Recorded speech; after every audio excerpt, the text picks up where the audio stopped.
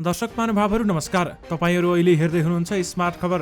आज मिति विक्रम सम्वत 2079 साल साउन 5 गते बिहीबार। आज दिनभरिका सबै मुख्य समाचारहरू लिएर तपाईहरुमा आज उपस्थित भइसकेका छौं। हाम्रो मेहनतका लागि यो भिडियोमा एउटा लाइक अवश्य गर्नुहोला। त्यसैगरी यदि तपाईहरुले अहिलेसम्म हाम्रो च्यानल स्मार्ट खबरलाई सब्स्क्राइब गर्नुभएको छैन भने सब्स्क्राइब गर्नुहोला। साथै छेउमा रहेको बेल घण्टीमा क्लिक गरी अलमा क्लिक गर्न पनि नबिर्सिनुहोला। दर्शक महानुभावहरू देशभित्रबाट हेर्नु भएको छ भने आफ्नो गाउँ ठाउँ शहर अनि जिल्लाको नाम लेखिदिनु होला। विदेशबाट हामीलाई हेर्नु भएको छ भने कुन देशबाट हेर्नु भएको छ त्यो कुरा पनि तलको कमेन्ट बक्समा कमेन्ट गर्नुहोला। आउनुहोस् दर्शक महानुभावहरू आजका दिनभरिका मुख्य समाचार सुरु गरौं। मुख्य समाचारका शीर्षकहरूबाट। कोभिड पछि राष्ट्र बैंकले बाँड्यो 2 खर्ब 64 अर्ब सस्तो कर्जा। राम्रो नाम राख्न नसके अर्को सांसदलाई छाडिदिउँ भन्दै मुख्यमन्त्री राईले भने। अर्थमन्त्रीमाथिको छानबिन समितिको म्याद थप 7 दिन थपियो। राजेन्द्र लिङदेनको राजनीतिक प्रस्ताव। स्थानीय चुनावको सफलताले पार्टी पङ्क्ति उत्साहित। पहिरोका कारण कर्णाली राजमार्ग अवरुद्ध। ओमिक्रोनको उपप्रजाति BA.1.5 नेपालमा पनि भेटियो। प्रचण्डको जोड एकतामै दोधारमा तर बाबुरामकै निकटहरू दोधारमा। प्रदीप गेवाली भन्छन् मलाई ट्रोल गरेर भान्सा सस्तो हुन्छ भने शुभकामना। एसपीपी स्वीकार नगर्ने पत्र पठाउन रोलिङको माग। पालिकाको केन्द्रबाट मतदाता नामावली संकलन गर्न एमाले नेता ढकालको माग। वडाध्यक्षलाई स्विमिङ पुलमा धकेल्ने डीएसपी माथि छानबिन हुन्छ भन्दै प्रहरी प्रवक्ताले भने। बिदाको दिन झण्डावाल गाडीलाई अवरोध नगर्न गृह मन्त्रालयको निर्देशन। छानबिन समितिले जनार्दन शर्मासँग लियो 3 घण्टा बयान। निवर्तमान अर्थमन्त्री जनार्दन शर्माको बयान। बजेट निर्माणमा असम्बन्धित व्यक्ति संलग्न छैन। सुनको मूल्य तोलामै 1000 रुपैयाँले घट्यो। ललितपुरका चोकमा साइकल राखिँदै अनलाइनबाटै भाडामा लिन पाइने। बाबुरामलाई प्रचण्डको प्रस्ताव। नेकपा समाजवादी केन्द्र बनाऊ। अर्थमन्त्री प्रकरण। छानबिन समितिको म्याद 7 दिन थप। एसपीपी सम्झौता बारेमा सदनमा जानकारी गराउन सरकारलाई सभामुख अग्निप्रसाद सापकोटाको निर्देशन। संसदमा फेरि उठाए भीम रावले एसपीपी मुद्दा। अमेरिकालाई पत्राचारका लागि रुलिङ गर्न माग। गभर्नर अधिकारीको राजीनामा माग्दै माइती घरमा प्रदर्शन। देउबा दाहाल र राणालाई कारबाही गर्न महेश बस्नेतको माग। गायिका दिलमायाको हत्या भएको निष्कर्षमा कसरी पुग्यो प्रहरी, यसबारे महत्त्वपूर्ण जानकारी। आफ्नै सरकारमाथि जलनाथ खनालको प्रश्न। एसपीपी नरिने बारेमा अमेरिकालाई पत्र लेख्न कसले रोक्यो? देव गुरुङ भन्छन् अमेरिकाले नेपालमा एसपीपी को विकल्प खोज्यो। महेश बस्नेतको प्रश्न। एम अधिकारी खोज्नेले यस देउबा र पी दाहाललाई कारबाही गर्नुपर्ने होइन र? अब सुन्नुहोस् पुरा समाचार। नेकपा एकीकृत समाजवादीका सांसद जलनाथ खनालले मुलुकको राष्ट्रियतामाथि विभिन्न खतरा मडारिरहेको बताएका छन्। प्रतिनिधि सभाको बिहीबार बसेको बैठकमा बोल्दै उनले यस्तो बताएका हुन्। सांसद खनालले अमेरिकी सैन्य समझदारी एसपीपी लिन्न भनेर मन्त्री परिषदले निर्णय गरिसकेपछि पत्राचार गर्न रोकिएको बारेमा प्रश्न उठाएका हुन्। उनले देशको क्याबिनेट भन्दा बाहिरतिर कतातिर कार्यकारी अधिकार छ भन्दै प्रश्न पनि गरेका छन्। खनालले एसपीपी बारेमा अमेरिकालाई तत्काल पत्र लेखेर जनताको भावनाको कदर गर्न पनि आग्रह गरेका छन्। यति बेलामा हाम्रो देशमा समस्याहरू गम्भीर बन्दै गएका छन्। मुलुकको राष्ट्रियताका सामु अनेक प्रकारका खतरा मडारिरहेका छन्। हामीले एसपीपी लिन्नौ भनेर भनिसकेका छौं। सदनबाटै भनिएको छ। उनले भने मन्त्री परिषदले पनि निर्णय गरेको छ। यो 1 महिना भन्दा बढी भइसकेको छ। हामीले यो चाँडो भन्दा चाँडो पत्र लेखेर रोक्छौं भनेर सरकारले भनेको हो, तर अहिलेसम्म पनि त्यो पत्र लेख्न नसकिनु भनेको के कारणले लेख्न सकिएको छैन? यो हाम्रो देशको क्याबिनेट भन्दा बाहिरतिर कतातिर कार्यकारी अधिकार छ भन्दै उनले प्रश्न गरेका छन्। नेकपा माओवादी केन्द्रका अध्यक्ष पुष्पकमल दाहाल प्रचण्डले जनता समाजवादी पार्टीका संघीय परिषद अध्यक्ष डाक्टर बाबुराम भट्टराईलाई पार्टी एकता गरी नेकपा समाजवादी केन्द्र बनाउन प्रस्ताव गरेका छन्। बुधबार ललितपुर स्थित अध्यक्ष प्रचण्डको एक नातेदारको घरमा नेताद्वय बीच भएको भेटमा अध्यक्ष प्रचण्डले उक्त प्रस्ताव गरेका हुन् भने अब पार्टी एकता गरौँ र समाजवादी केन्द्र बनाऊ। कम्युनिस्ट पार्टी बनाउँदा नेकपा एकीकृत समाजवादीका साथीहरू सहित एकताको वातावरण बन्छ। प्रचण्डले भट्टराईले गरेको प्रस्ताव उद्धृत गर्दै स्रोतले भन्यो, भट्टराईको सुरुमा आफ्नो कम्युनिस्ट पार्टीमा नफर्कने बताए पनि छलफल गरेर अगाडि बढ्ने प्रतिक्रिया दिएका छन्। प्रचण्डका स्वकीय सचिव रमेश मल्लले केही दिनदेखि डाक्टर भट्टराई लगायतका नेताहरूसँग निरन्तर भेटघाट भइरहेको र यही क्रममा बुधबार बिहान पनि डाक्टर भट्टराईसँग भेट भएको समेत बताएका छन्। यानि कि नेकपा समाजवादी केन्द्र बनाऊ भन्दै बाबुरामलाई प्रचण्डले प्रस्ताव गरेका छन्। निवर्तमान अर्थमन्त्री जनार्दन शर्माले बजेट निर्माणमा अनधिकृत व्यक्ति संलग्न नरहेको दोहोर्याएका छन्। संसदीय छानबिन विशेष समितिको बैठकमा आज बयान दिँदै शर्माले संसदमा बजेट पेश गर्नुअघि अर्थ मन्त्रालयमा मध्यरातमा अनधिकृत व्यक्ति प्रवेश गरी करको दर हेरफेर गरेको भन्ने आरोपको खण्डन गरेका हुन्। आर्थिक वर्ष 2079-80 बजेट निर्माणको क्रममा अनधिकृत व्यक्तिलाई संलग्न गराई करको दर हेरफेर गरेको आरोप लागेपछि शर्माले 22 असारमा अर्थमन्त्री पदबाट राजीनामा दिएका थिए। सोही दिन बजेट प्रकरण बारेमा छानबिन गर्न 11 सदस्यीय छानबिन समिति समेत गठन गरिएको थियो। समितिले यो प्रकरणमा मुछिएका भनिएका विभिन्न व्यक्तिहरूसँग सोधपुछ गर्ने क्रममा आज निवर्तमान मन्त्री शर्मासँग सोधपुछ गरेको हो। शर्माले बजेट निर्माणमा मन्त्रालयमा अधिकारीहरू बाहेक अन्य असम्बन्धित व्यक्ति कोही पनि संलग्न नभएको बताए। स्थापित उनले मान्यता विधि पद्धतिका आधारमा बजेट निर्माण गरिएको उनले बताएका छन्। सरकारी बिदाका दिन राष्ट्रिय झण्डा लिएर हिँड्ने सरकारी सवारी साधनहरूलाई अवरोध नगर्न गृह मन्त्रालयले 77वटै जिल्ला प्रशासन कार्यालय र प्रहरीलाई परिपत्र गरेको छ। गृह मन्त्रालयका सहसचिव प्रदीप कोइरालाका अनुसार राष्ट्रिय झण्डा भएका निजी सुरक्षा अधिकृत पिएसओ बोकेर हिँड्ने र सुरक्षा निकायका लागि आवश्यक नपर्ने भएकाले ती गाडीलाई अवरोध नगर्न परिपत्र गरिएको हो। गत शनिबार भूमि सुधार मन्त्री शशि श्रेष्ठ सवार गाडीलाई धरानको भानुचोकमा रोकिएको थियो।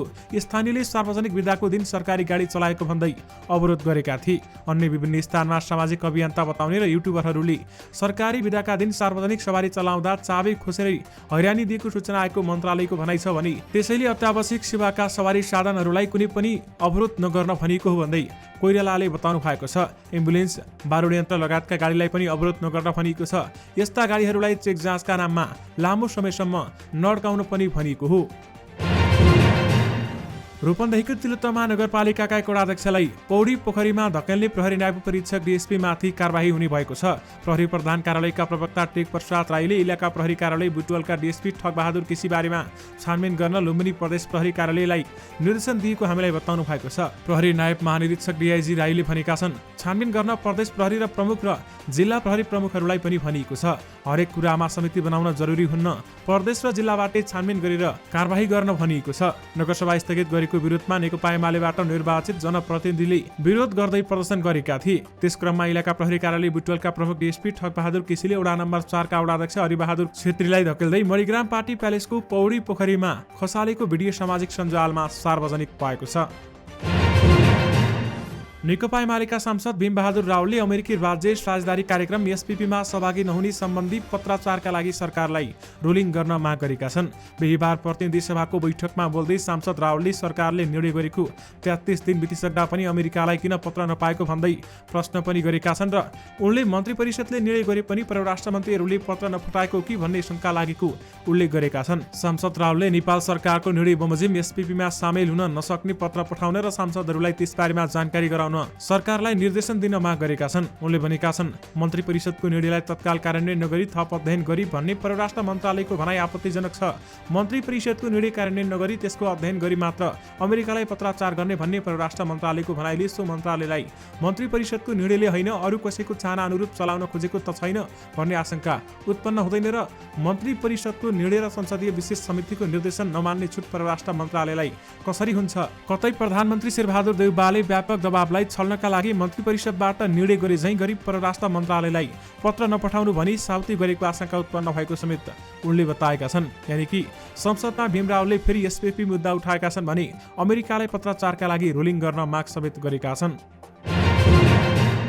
विवादमा मुछिएका नेपाल राष्ट्र बैंकका गभर्नर महाप्रसाद अधिकारीको विरोधमा माइतीघर मण्डलामा प्रदर्शन भएको छ। बिहीबार राष्ट्रव्यू क्रान्तिकारी निवी संघ लगायतका संयुक्त विद्यार्थी संगठनले गभर्नर अधिकारीको बर्खास्तीको माग गर्दै विरोध प्रदर्शन गरेको भने माइतीघर मण्डलामा आयोजित विरोध प्रदर्शनमा विद्यार्थी संगठनका कार्यकर्ताहरूले गभर्नर अधिकारीका कार्टुन समेत प्रदर्शन गरेका थिए भने विरोध प्रदर्शनमा गभर्नर अधिकारीको राजीनामा मागिएको थियो। सभामुख अग्निप्रसाद सापकोटाले अमेरिकी साझेदारी कार्यक्रम एसपीपी बारेमा जानकारी गराउन सरकारलाई निर्देशन दिएका छन्। बिहीबार प्रतिनिधि सभाको बैठकमा सभामुख सापकोटाले सांसदहरूले उठाएको सो विषयमा आफ्नो ध्यानाकर्षण भएको भन्दै एसपीपी बारेमा के भइरहेको छ त्यसबारेमा जानकारी गराउन सरकारलाई निर्देशन दिएका हुन्। उनले भनेका छन्, माननीयहरूले उठाउनु भएको एसपीपी सम्झौताको बारेमा मेरो ध्यानाकर्षण भएको छ। सो सम्बन्धमा नेपाल सरकारको निर्णय र त्यसको कार्यान्वयनको सन्दर्भमा जानकारी गराउन हुन नेपाल सरकारलाई निर्देश गर्दछु। बिहीबार बसेको प्रतिनिधि सभाको बैठकमा माओवादीका प्रमुख सचेतक देव गुरुङ र एमाले सांसद भीम रावले एसपीपी कार्यक्रममा सहभागी नहुने मन्त्री परिषद बैठकले निर्णय गरेको तर पत्र नलेखेको बताएका थिए। उनीहरूले सो कार्यक्रममा सहभागी नहुने भन्दै अमेरिकालाई पत्र लेख्न रुलिङका लागि सभामुखलाई आग्रह समेत गरेका थिए। बजेट निर्माणका क्रममा अनधिकृत व्यक्तिलाई अर्थ मन्त्रालयमा प्रवेश गराएको भन्ने विषयमा गठित संसदीय विशेष छानबिन समितिको म्याद थप भएको छ। समिति बैठकको सिफारिसमा सभामुख अग्निप्रसाद सापकोटाले बिहीबारको प्रतिनिधि सभा बैठकमा संसदीय छानबिन विशेष समितिको म्याद 7 दिन थप्न प्रस्ताव गरेका थिए भने सदनले त्यो प्रस्ताव स्वीकार गरेको हो। 10 दिनको समयसीमा सहित गठन भएको समितिले आफ्नो अनुसन्धान पुरा नसकेपछि म्याद थप भएको भने समितिले बिहीबार बिहानसम्म कर्मचारी, पत्रकार र पूर्व अर्थमन्त्री जनार्दन शर्मासँग छलफल गरे पनि प्रमाण भेटिएको छैन। नेकपा एमालेका सांसद महेश बस्नेतले एम अधिकारीको खोजी भइरहेका बेलामा एस देउबा, पी दाहाल र आर देउबा राणालाई कारबाही गर्न माग गरेका छन्। उनले विभिन्न मन्त्रीहरूको संक्षिप्त नाम लिँदै विभिन्न कारण देखाएर कारबाहीको माग गरेका हुन्। प्रतिनिधि सभाको आजको बैठकमा बोल्दै सांसद बस्नेतले रातारात सेटिङ गरेर कर र भन्सारका दर गडबड गर्ने जे शर्माको खोजी हुनुपर्ने होइन भन्दै प्रश्न गरेका छन्। केही साथीहरूले एमाले अर्थ विभागका एम अधिकारी खोजिरहेका छन्। प्रतिनिधि सभा बैठकमा उनले देशी विदेशी शक्ति गुहारेर राष्ट्रपति प्रधानमन्त्री पाली पालो बनेर राज्यको दोहन गर्ने र परिवारवाद लात्ने नेता एस देउबा, माओवादी नेता पी दाहाल र नेत्री ए राणा देउबा खोजेर कारबाही गर्नुपर्ने होइन र भन्दै प्रश्न गरेका हुन्। उनले आपूर्ति मन्त्री देवेन्द्र बडु, निवर्तमान अर्थमन्त्री जनार्दन शर्मा, कृषि मन्त्री महेन्द्र यादव लगायतको नामको अल्फाबेट भन्दै संसदबाट कारबाही हुनुपर्ने होइन र भन्दै प्रश्न गरेका हुन्। नेकपा एमालेका सांसद भानुभक्त ढकालले मतदाता नामावली संकलन प्रत्येक पालिकाको केन्द्रबाट गर्न सरकारको ध्यानाकर्षण गराएका छन्। राष्ट्रिय परिचय पत्र बनाउँदा नै मतदाता नामावलीमा नाम रहने व्यवस्था मिलाउन पनि उनले ध्यानाकर्षण गराएका छन्। प्रतिनिधि सभाको आजको बैठकमा विशेष समयमा बोल्दै ढकालले मतदाता नामावली बारेमा ध्यानाकर्षण गराएका हुन्। हाल निर्वाचन आयोगले जिल्लाहरूबाट मतदाता नामावली संकलन कार्य जारी राखेको छ भने हाल उपत्यका काठमाडौँ, ललितपुर, भक्तपुर, चितवन, कास्की, मोरङ, झापा र काभ्रे गरी 8 जिल्लामा अनलाइन मार्फत मतदाता नामावलीका लागि फारम भर्ने व्यवस्था समेत मिलाएको छ। निर्वाचन आयोगले आगामी प्रतिनिधि सभा र प्रदेशसभा निर्वाचनका लागि मतदाता नामावली संकलन तथा अद्यावधिक कार्य गत असार 1 गतेदेखि सुरु जारी गरिएको छ। यो काम निर्वाचनको मिति घोषणा नहुन्जेलसम्म जारी रहन्छ भने आगामी प्रतिनिधि सभा र प्रदेशसभा निर्वाचन आगामी मङ्सिरमा हुने सम्भावना छ। नेकपा एमालेका उपमहासचिव प्रदीप गेवालीले आफूले महँगीका विषयमा बोलेको कुरालाई लिएर ट्रोल बनाएकामा असन्तुष्टि जनाएका छन्। प्रतिनिधि सभाको बिहीबारको बैठकमा बोल्दै उनले आफूले सार्वजनिक कार्यक्रममा महँगी बढेको विषय उठाउँदा अमेरिकामा खाना गइरहेको फोटो हालेर ट्रोल बनाएको भन्दै असन्तुष्टि जनाएका हुन्। 2 साउनमा नेकपा एमालेको उपभोक्ता हित संरक्षण विभागले गरेको कार्यक्रममा उनले मूल्य वृद्धि अचाकले बढेको औँल्याउँदै आफू पूर्व मन्त्री भए पनि घरमा 2 थरी तरकारी पकाएर खान सक्ने अवस्था नभएको बताएका थिए। त्यसपछि सामाजिक सञ्जालमा गेवालीले खाना खाइरहेको तस्बिर सार्वजनिक गर्दै गेवालीमाथि व्यङ्ग्य गरिएको थियो। उनले सत्तारूढ दलका कतिपय नेता कार्यकर्ता मूल्य बढ्नु समस्या हो भन्ने स्वीकार गर्नुभन्दा फोटोसप गरेर हुन्छ कि के गरेर हुन्छ ट्रोल बनाउनेतिर लाग्छन्। उनले भने अस्ति मैले यही विषय उठाएको थिएँ। साथीहरूले मैले अमेरिकामा खाना खाइरहेको फोटो छोपेर 2 थरी तरकारीको कुरा गर्नुभयो। त्यसो गरेर उहाँहरूको भान्सा सस्तो हुन्छ भने मेरो शुभकामना छ भन्दै उहाँले बताउनु भएको छ। अत्याधिक संक्रामक मानिएको ओमिक्रोन भेरिएन्टको उपप्रजाति BA.1 नेपालमा पनि पहिचान भएको छ। धुलिखेल अस्पतालको molecular and genomic sequencing research ल्याबमा परीक्षण गर्दा ओमिक्रोनको नयाँ उपप्रजाति BA.1 पुष्टि भएको हो। कोरोना संक्रमण पुष्टि भएको 22 वटा नमुनालाई अनुवांशिक परीक्षण जिन सिक्वेन्सिङ मार्फत हेर्दा विभिन्न उपप्रजातिहरू देखिएका छन्। BA.1 अहिलेसम्म नेपालमा देखिएको थिएन, तर हामीले राष्ट्रिय जनस्वास्थ्य प्रयोगशालालाई रिपोर्टिङ गरेका छौँ। ओमिक्रोनको उपप्रजाति BA.1 अहिलेसम्म के संक्रामक मानिएको छ भन्दै अस्पताल स्रोतले भनेको छ। स्रोतका अनुसार जिन सिक्वेन्सिङ गर्दा 8 वटा नमुनामा ओमिक्रोनका उपप्रजाति BA.5 देखिएको छ। पछिल्लो समयमा संक्रमण बढ्नुमा BA.5 कै हात रहेको छ। BA.5 को सब भेरिएन्ट BA.1 पुष्टि हुनुले थप चुनौती थपिदिएको छ भन्दै स्रोतले भनेको छ। कर्णाली राजमार्ग अन्तर्गत कालीकोट सडक खण्ड अवरुद्ध भएको छ। कालीकोट काँडा चक्र नगरपालिका 7 पिली स्थित कर्णाली राजमार्गको सडकमा बिहीबार दिउँसो 1:30 बजे पहिरो खसेपछि राजमार्ग अवरुद्ध भएको कर्णाली प्रदेश प्रहरी कार्यालयले जनाएको छ। पहिरोले सडक अवरुद्ध हुँदा सवारी साधन जाममा परेका छन् भने कर्णाली राजमार्ग हुँदै यात्रा गरिरहेका सर्वसाधारण अलपत्र परेका छन्। अस्थायी पोस्ट पिलीबाट खटिएको प्रहरी टोलीले स्थानीय तहसँग समन्वय गरी एक्साभेटर लगाएर सडक खुलाउने काम गरिरहेको प्रदेश प्रहरी कार्यालयका प्रवक्ता एसपी हिराबहादुर पाण्डेले जानकारी दिनुभएको छ। राष्ट्रिय प्रजातन्त्र पार्टीका अध्यक्ष राजेन्द्र लिङदेनले स्थानीय निर्वाचनमा पाएको सफलताले पार्टी पङ्क्तिलाई उत्साहित तुल्याएको बताएका छन्। बिहिबार सुरु भएको पार्टी केन्द्रीय समितिको बैठकमा राजनैतिक प्रस्ताव पेश गर्दै लिङदेनले प्रतिस्पर्धी दलहरूको गठबन्धन र आफ्नो तयारी अभावका बावजुद राप्रपाले लोकप्रिय जनमतमा उल्लेख्य सुधार गरेको बताएका छन्। अपेक्षित नतिजा हाल नलाग्ने भए पनि निर्वाचनको क्रममा पार्टीका नेता कार्यकर्ताहरू परिचालित हुने, उम्मेद्वार बन्ने, विजयी हुने र मतदातासँग हातेमालो गर्ने क्रमले पार्टी संरचनामा सकारात्मक प्रभाव सञ्चार भएको उनले बताएका छन्। उनले भनेका छन्, प्रतिकूल परिस्थिति र प्रतिबद्धताका बीच प्राप्त तुलनात्मक सफलताले पार्टी पङ्क्तिलाई उत्साहित तुल्याएको छ। स्थानीय तहमा राप्रपाबाट 4 पालिका प्रमुख, 4 उपप्रमुख र 307 स्थानीय जनप्रतिनिधि निर्वाचित भएका छन् भन्दै बताइएको छ। कोरोना भाइरस कोभिड-19 महामारीपछि आर्थिक पुनरुत्थानका लागि नेपाल राष्ट्र बैंकले 2 खर्ब 64 अर्ब 43 करोड पुनर्कर्जा सुविधा दिएको छ। 72,595 ऋणले पुनर्कर्जा सुविधा लिएको राष्ट्र बैंकको तथ्याङ्कमा देखिन्छ भने महामारी नियन्त्रणका लागि सरकारले गरेको लकडाउनबाट प्रभावित उद्योगी व्यवसायीलाई केन्द्रीय बैंकले पुनर्कर्जा सुविधा उपलब्ध गराएको हो। केन्द्रीय बैठकले पुनर्कर्जाको अधिकतम ब्याज दर 5% तोकेको छ भने जसमध्ये विशेष पुनर्कर्जाका लागि भने 3% ब्याज दरमा नै ऋणीले प्राप्त गर्ने नेपाल राष्ट्र बैंक पुनर्कर्जा कार्यविधि 2077 मा उल्लेख गरिएको छ। महामारीबाट प्रभावित लघु, घरेलु, साना तथा मझौला उद्यम व्यवसायलाई पुनर्कर्जामा प्राथमिकता दिँदै आएको जनाएको छ। बढीमा 1 वर्षको लागि दिइने यस्तो कर्जा दोस्रो पटक नपाउने अवस्था नेपाल राष्ट्र बैंक पुनर्कर्जा कार्यविधि 2077 ले गरेको छ।